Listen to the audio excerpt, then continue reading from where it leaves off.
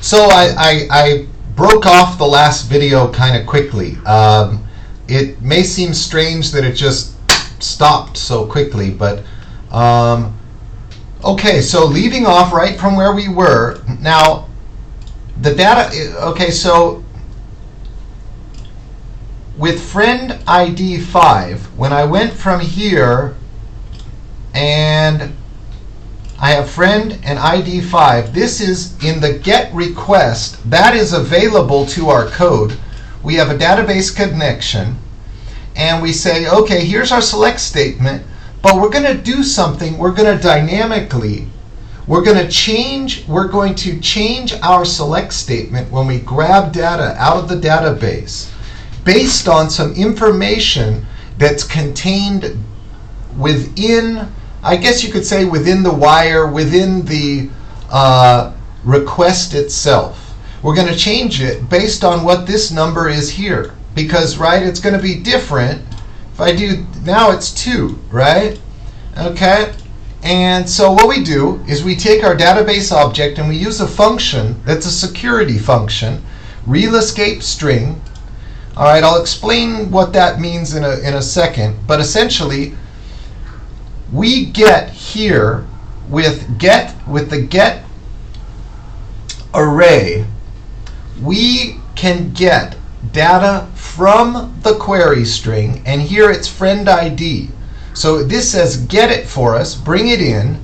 So here friend ID, it's going to get for us the number 2. Okay? Now, and then we take that, and remember we concatenate it. We add it on to where friend ID equals, and so there's going to be a 2 is going to pop in there. All right? And so then it goes into our database and it selects everything from the friends database, but only where the friend ID is 2. Only where this friend ID is 2. So it's going to give us this whole row. All right? Now, this real escape string, what if someone came up here and they put in some SQL code to delete a bunch of our records? That would be bad, right?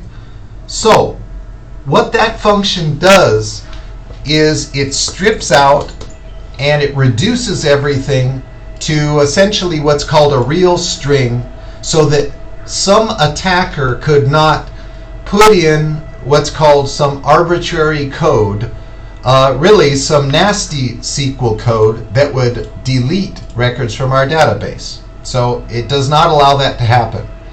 Okay, so then we take our database object, we query the database, we put it in result, then we fetch that associative array, right? We fetch that associative array and we put it in row, okay? And remember, we're going to treat these two if clauses totally separately. Here we have if is set this get request with a friend ID. And here we have if set a post request with execute. A post request with execute means that the person has clicked the edit DB record button. Okay? And so if that isn't the case, none of this, if that button hasn't been clicked, none of this will execute. But if we're just making a get request to the page, this will execute. So we've got row, right? We've got a row of this data here. We've got all this data sitting in our row array, which we've created. And so the flow of execution comes down through the page. It passes this. Nothing happens there. Okay? And it comes all the way down, and boom. Now we're into a little bit more complex stuff here. All right. So the most complex stuff is this. All right, we want to initialize, when we first enter the page, we want to fill up these text boxes with whatever is in the database. And let's take a look at the page source. Okay, so we can see All right, yes. All right. Now we have this value. We didn't use that. We didn't see that before. We didn't use that before. Although it was there, you just didn't know about it. All right. So here we can see that we populated value. All right. Previously, what we did was we entered something manually. We entered it. We said John or whatever, and that was the value that was inside our text box. All right. So, but what we have done here is we've taken the value attribute and we have entered it with our PHP code, and we've done it with an if clause, and that what we're testing for is whether we're coming down through the page, the flow of execution is happening with a GET request or a POST request. We want to test and we want to find out in our code which one is being used, the GET request or the POST request. Which one? Okay? And we do that with our if statement. Now let's review for a second. Remember, with an if statement, we have, okay, if this is true, then we're going to execute everything in here, right? Everything in here, if this is true. Otherwise, else, okay? But if this is not true, we're going to do this, right? We're going to do that. So the first thing we want to do right here is we're looking if is set, okay, is set, the get, is there some variable set, is the friend ID variable set in the get array? Okay, so if it is, then we execute this code. Now remember, up here we've got our row variable available. Okay. Now if you think this is strange or a little weird, sort of a weird way to do it, there's two responses I have. One, this is the way you do it. This is the way we do this in PHP. And two, here's some good news, and some fun news, and some great news, and you should look forward to it. When we start using JavaScript and jQuery, there is a much nicer, smoother, more elegant, more interesting, more flexible way of doing it with JavaScript and Ajax, with a technology called Ajax. Everybody uses it. In the next videos, in the next series of videos, I'm going to get into that, and you're going to learn how to do it. But you still need to know this. You really need to know this. Okay, and hey, also, by the way, I think what I'm going to do is in the comment section, right, down below in the comment section, I am going to put this code, I'm going to put some links so that you can go and just copy and paste this code. I think it's good that you type this stuff out. I think you should type it out because it will help with your memory, so you start to remember some of this stuff. But just in case you want to try it out, I'm going to put it in the links to. I'm going to put links to the select code files, links to the MySQL update. Well, I'm going to put links to the modified select page, the one we're using now, and links to the update. Okay, so if it's a POST request, we echo first name, okay? Because in the POST request, you're going to see that we're going to have this variable available to us through this POST global associative array, okay? So you can see. All right, so then that will show up between this quotation mark and this quotation mark.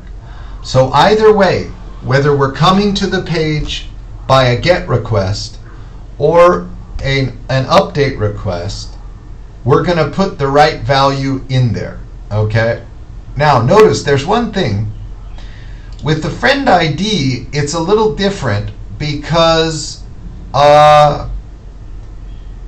here, for example, here, okay, we have get friend ID, then we echo the row city.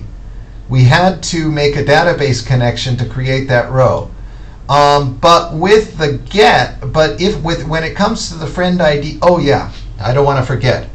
Now we've got a hidden form field, and I'm going to tell you what that is in just a second. But on this one, we've already got the data inside the friend ID right there. We don't need to use a row. Okay, but what is this thing here? This hidden form field. Well, we need this data, this friend ID, when we do our update, when we do our edit.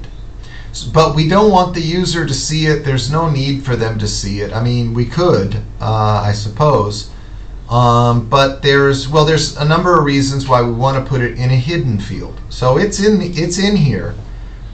You just can't see it, right? And you also can't modify it. Okay, you can see right there. There it is. All right.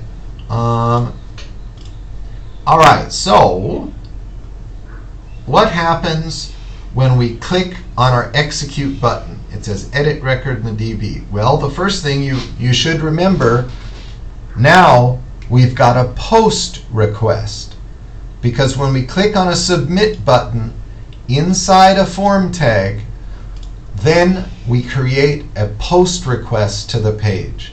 And then, so here, we're coming down to our page. Is it a get request? Nope. So we'll ignore this. We come down here. Is set post execute? Yes. All right. So now we're going to execute this stuff. All right. So we prepare an update statement. An update is the way we edit or modify records in the database. So we update friends, and we set first name to a parameter. And we set last name to a parameter. We set city to a parameter. And where our friend ID equals some parameter. And we're going to get that parameter from the hidden field. Okay? All right? And, okay, so then we want to bind our parameters. Now notice here, now we have 5. Remember before we had 4 strings? 1, 2, 3, 4? Well, now we've got an extra one, which we need to put at the end. It's an integer. All right? And that will be, right, it'll be 1 or 2 or 5 or 20 or 100. Okay? And because friend ID is the last parameter, we need to specify that data type at the end. Okay? And here we need to specify it at the end. So remember, guys, these need to be in order. They need to be in order here, but when we assign them to variables, okay, when we assign them to variables here, they don't need to be in order. I could put this here, I could put it there, it doesn't matter. We need to, okay, all right. So we have first name, last name, city, email, friend. We bind those parameters to our prepared statement. And that now we assign the variables. Okay, in our post request we have a friend ID, etc. Then we execute our prepared statement, and we get back from our prepared statement. We can use this affected rows to tell us, well, how many rows were changed? Okay, how many were affected? And we're going to put that in result. Then we want to close our connection to the database. And we'll come down here. So now, remember, we've got all these variables. We've got the right values in these variables. And we've also got something in result. Okay, it could be 0, it could be 1, it could be 100. Well, here we know it's only going to be 1. But we just want to check to make sure. If we get a 0, then that's not good news. Okay, so now we come through down here. Our flow of execution in our code is coming down, down, down, down, down. And it says is set get. Nope. So we don't execute this. We execute this. Echo to the browser first name. Echo to the browser last name. Okay. And we've also got our hidden value here. Right here. Execute, echo to the browser friend ID. Okay, and then we echo the result. So let's see, we go back here. Here's Mary Butterfield. And let's say, oh, her name isn't Mary, it's Marie. We made a mistake. Okay, there it says 1 row affected. So let's come over to our database. Here we have Mary, but actually it's not that. Whoopsie.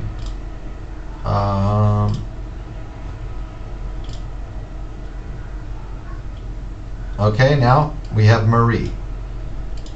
All right. So again, you guys, when dealing with databases, you really and if we go over here, let's go over to so let's show the records in the database. You can see it changes to Marie, and then of course over here it's Marie. You guys remember, when we do this, you want to be very, very careful. 70% of these errors will be, I said it before, I'll say it again, 70% of these errors will be something like you put in email or something like that. You spelled it incorrectly, and that will throw off the entire database operation. Okay? So you want to be very, very careful with this, and I'm going to I will put links to this code down below in the description. And again, there are better, well, not, the best way to do it is using Ajax. Okay? Not always, because this can be a little, but at any rate, just be patient, go step by step, and wait till we get into JavaScript and Ajax. Using Ajax with jQuery is pretty much the way to go. Okay.